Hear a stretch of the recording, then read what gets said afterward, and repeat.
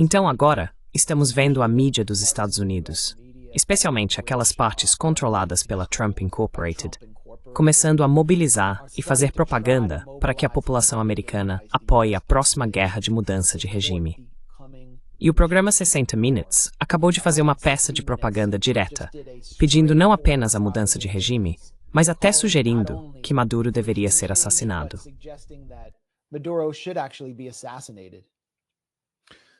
Então, neste primeiro trecho, acho que vamos ouvir dois jornalistas reais do programa 60 Minutes.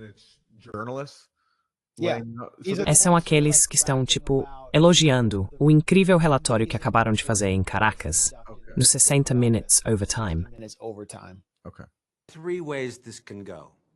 Existem 3 maneiras pelas quais isso pode acontecer, de acordo com muitas das pessoas com quem conversamos.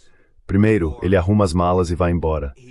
Segundo, ele é capturado. Há uma grande recompensa por sua prisão, então ele pode ser levado.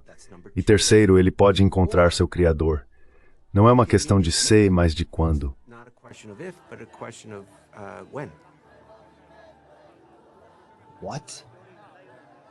O quê? Então é isso, um quarto de 60 Minutes. O único desfecho na Venezuela, o único, é a mudança de regime. A única questão é como. Maduro sai voluntariamente? Ele é preso pelos Azarimes ou é assassinado? O que seria perfeitamente aceitável, segundo os 60 Minutes. Não, quero dizer, ele diz que não é uma questão de se, mas de quando, como se tivesse algum tipo de informação privilegiada. Qual era o nome daquele cara mesmo? Acho que ele é cubano-americano, não me lembro, da Univision, que é o principal correspondente deles. Quando Maduro disse a ele, você não é um jornalista. Leva seu lixo, Jorge Ramos. Jorge Ramos, sim. Leve seu lixo, Jorge. Essa foi uma troca lendária com Maduro. Ele afirmou que havia sido feito refém por Maduro. Eu estava em Caracas naquela época, voltando para Miami em um voo da American Airlines, na época em que ainda existiam esses voos. Entro no avião e Jorge Ramos está sentado na primeira fileira, assento 1A, na primeira classe. Quando pousamos, passo pela alfândega e lá está ele do outro lado, dando uma coletiva de imprensa sobre como era uma figura heróica, dizendo que toda a equipe dele havia sido feita refém, completamente mentindo. Eu simplesmente me aproximei dele e disse, sabe, você vai fazer alguma reportagem de verdade? Ele tinha feito algumas matérias mostrando uma pessoa claramente drogada em Caracas, revirando lixo.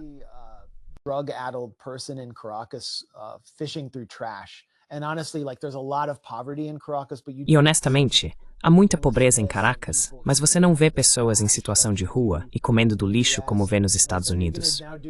Eu disse, vocês vão fazer alguma reportagem sobre a Flórida, onde a taxa de pobreza está aumentando e tudo mais?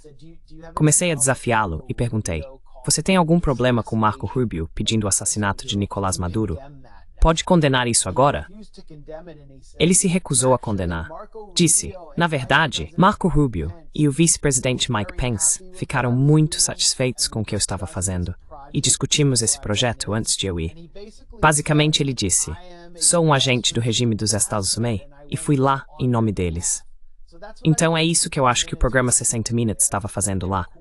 Eles estavam coordenando isso com o governo Trump, que também coordenou a venda da CBS News e dos 60 Minutes para os Ellison, e a tomada de controle por Bari Weiss.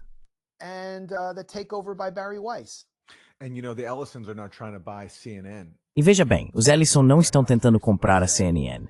A Casa Branca de Trump recentemente disse que apoia essa fusão. Eles basicamente começaram a interferir em acordos de mídia agora, dizendo sim, e é claro que dizem, porque a CBS News de Bari Weiss é basicamente apenas mais um braço da Trump Inc. Eles estão adotando a linha do governo Trump, como essa propaganda de mudança de regime no 60 Minutes ilustra.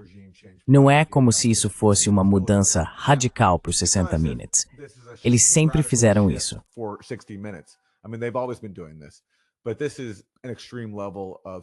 Mas isso é um nível extremo de servidão ao Estado.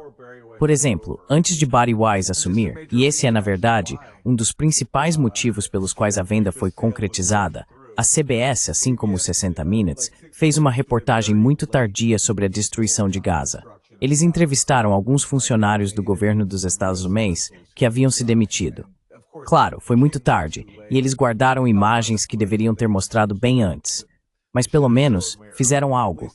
E isso ajudou a convencer Shari Redstone, a antiga proprietária da CBS News, a vender para os Ellison.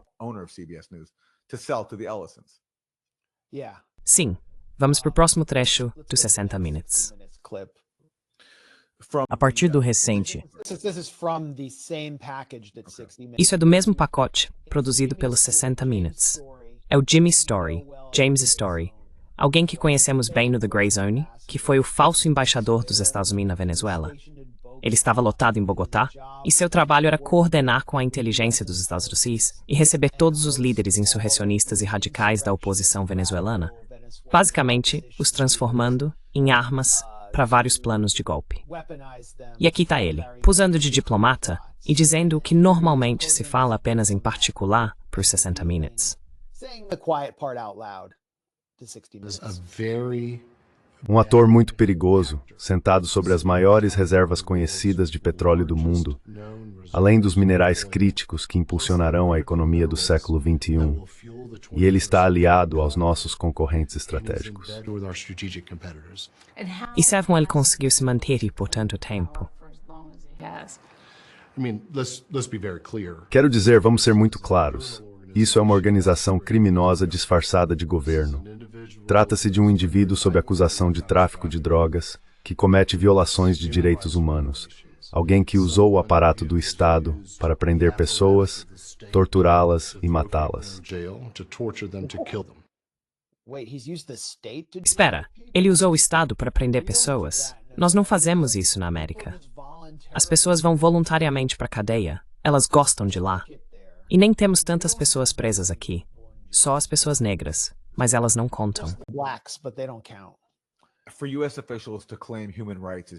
Para os funcionários dos Estados Unidos, afirmarem que se importam com os direitos humanos sempre foi uma piada.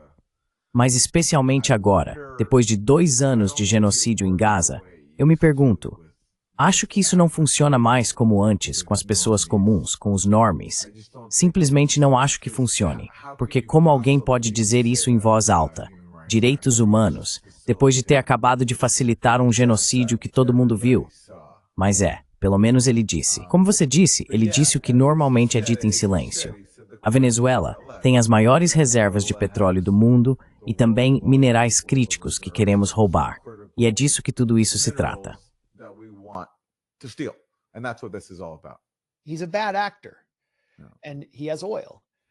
Ele é um mau ator e tem petróleo. Daniel Noboa. Ele é um bom ator que está inundando os Estados Unidos com cocaína como chefe de transporte da empresa que faz isso. E então vamos dar ajuda a ele. Javier Milei. Ele é um bom ator que desvalorizou o peso e deixou o quê? 20% dos argentinos desempregados. Vamos dar a ele 40 bilhões de dólares em um resgate. Não poderia ser mais óbvio que isso.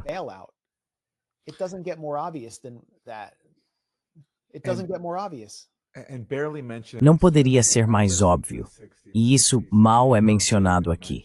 Eu ouvi a matéria dos 60 Minutes e não me lembro se eles sequer tocaram no assunto. Talvez de passagem, no máximo.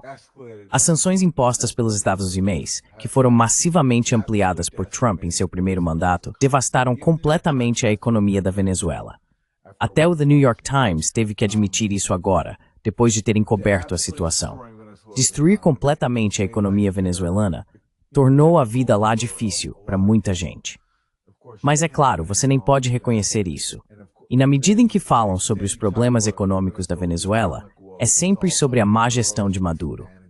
Todos participaram dessa narrativa, a má gestão de Maduro da economia, sem mencionar que fomos nós que criamos sanções projetadas para destruir a economia venezuelana e que essas sanções causaram migração, como o próprio John Bolton admitiu. John Bolton admitiu depois do fato. Sim, sabíamos que as sanções contra a Venezuela causariam migração. Achamos que valia a pena porque queríamos derrubar o governo deles.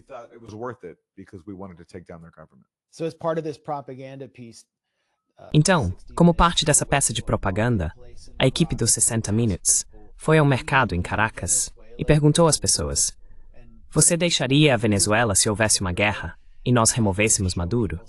E eles mostram pessoas dizendo, não, eu ficarei aqui, apenas para tentar convencer Stephen Miller, que já está a favor, porque, no fim das contas, ele simplesmente gosta de torturar pessoas não brancas e não tem princípios reais, seja em relação à imigração ou qualquer outra coisa, de que uma guerra de mudança de regime não alimentará outra onda de migração.